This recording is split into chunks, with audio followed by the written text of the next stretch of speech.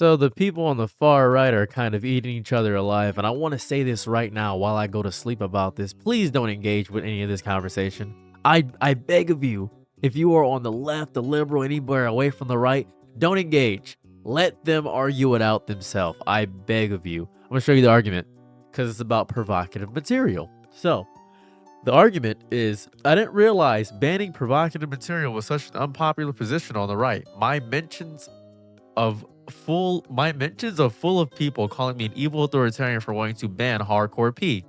I get your concerns about government overreach and unjust censorship, but hardcore P is an area that is so black and white.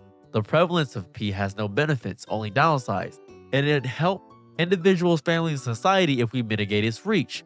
No one is saying banning P will get rid of it forever. Human nature doesn't change, but politics exists to impose what we believe to be good. We can leverage power for the betterment of the individual communities and the nation. The idea of moral neutrality that libertarians have is fundamentally dishonest because you believe the highest good is ensuring maximum autonomy, and I reject that premise. The highest good is goodness, beauty, and truth, and freedoms are a means to achieving that for every individual and for a nation. Governing authorities are not inherently evil. Exercising political power is not inherently evil. Libertarianism is politically and morally untenable, and mass democracy leads to chaos and degeneracy. I am a right-wing traditionalist, not a liberal. I have been clear about this for years.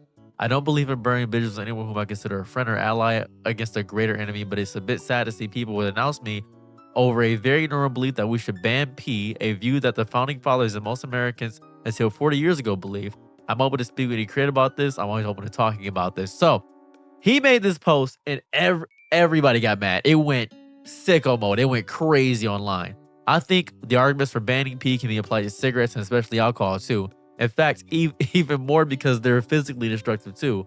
Ultimately, it's more important that individuals are free to choose and pursue what they want in life, even if it's stupid.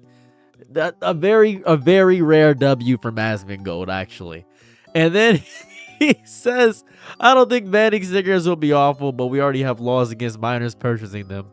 We also have laws against pee and stuff that right. There's laws against minors still get alcohol and cigarette. They still get it. I think, okay, I want to point this out. This is like a bunch of tweets. I'm not going to read all the tweets, and I'm not going to read them all. It's a lot of stuff. There's a lot of stuff going on. Banning it is like putting a Band-Aid on a dam with 1,000 cracks. It makes a loud moral statement, but it doesn't fix a single thing. People who think outlawing P will solve the issue of addiction or exploitation fundamentally misunderstand how the internet works, how desire works, and how people cope. You could torch every studio and shut down every single site, and still someone, somewhere, will upload a grainy, shaky recording of two people doing something they might regret later, and it'll go viral. Because the issue isn't access. And I've stated this so many times. The issue is not access. It's not access. It's the gaping emotional vacuum people are trying to fill because people are lonely.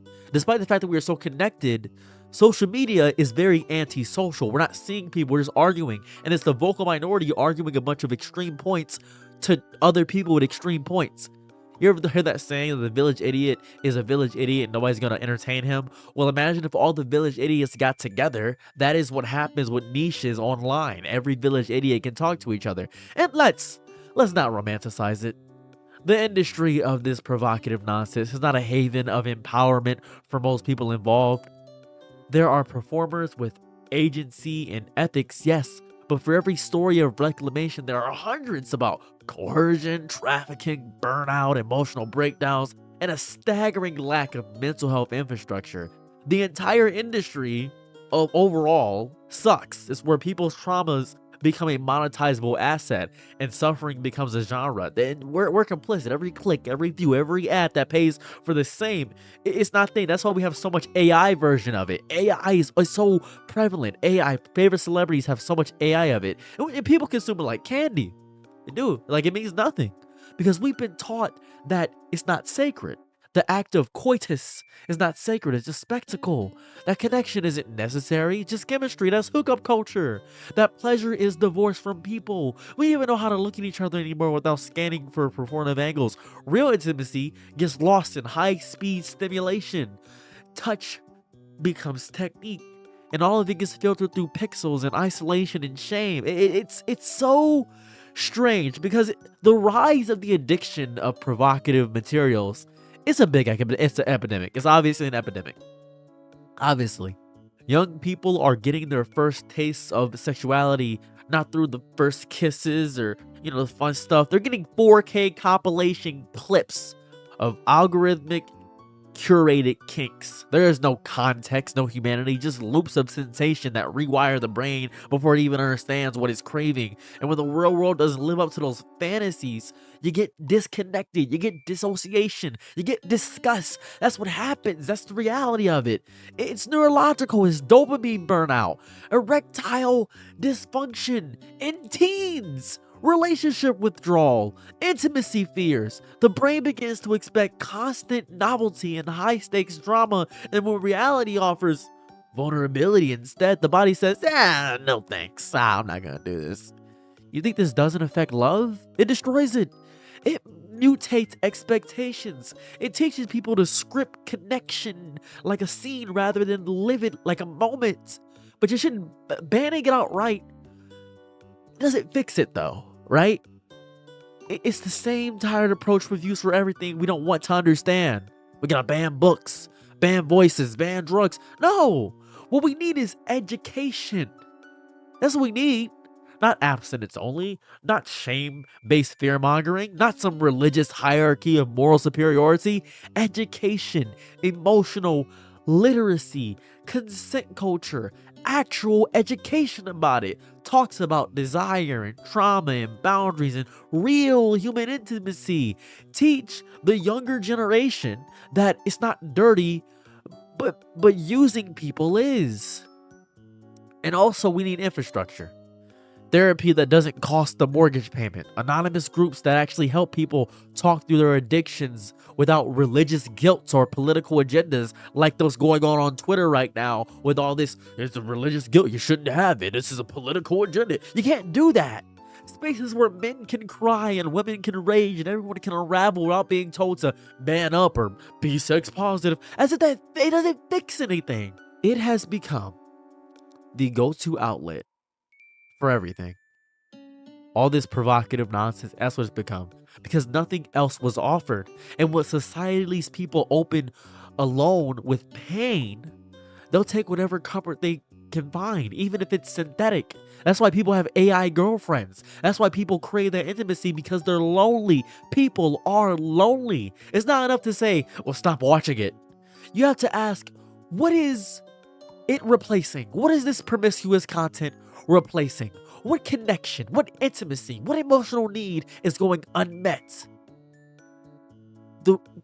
All this mattress actress, all this OF, all these Snapchat people, all this stuff is a symptom of loneliness, fear, shame, and repression. You can't delete a symptom and expect the illness to heal. You need to go to the source, and the source is this. We are not teaching people how to love. We are teaching people how to perform. Most people don't want to quit because they love it. They want to quit because they hate who they are after watching it, right? Right? It's not about purity or virtue. It's about peace. If this provocative big knockers you see on the screen brings peace, it's great. It does good.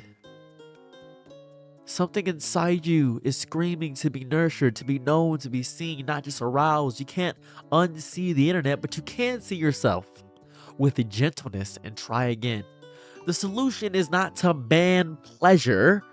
The solution is to untangle pleasure from pain, from shame, from loneliness. Build a society where connection is easier to find than an incognito tab, where people are taught that you can be held without being used, that intimacy doesn't require performance, that love doesn't mean losing yourself, it means finding yourself. If someone else's arms You gotta find somebody. You gotta find yourself.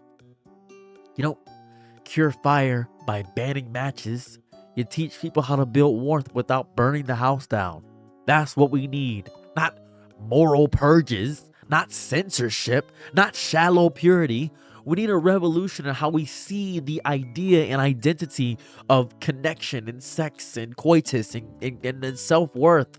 Because a healed society doesn't need this nonsense, this hub, the X videos to feel alive again. It just needs each other. That is better than any band could ever be. So please don't engage with these conservatives arguing about this, because by God, it is, they're gonna eat each other alive. I say just let them. I'm your Nick and night, be my Laurel. Slow. Ooh, happy to try what you need. Your world, I love to live in it. Ooh, I love the ride when you're free.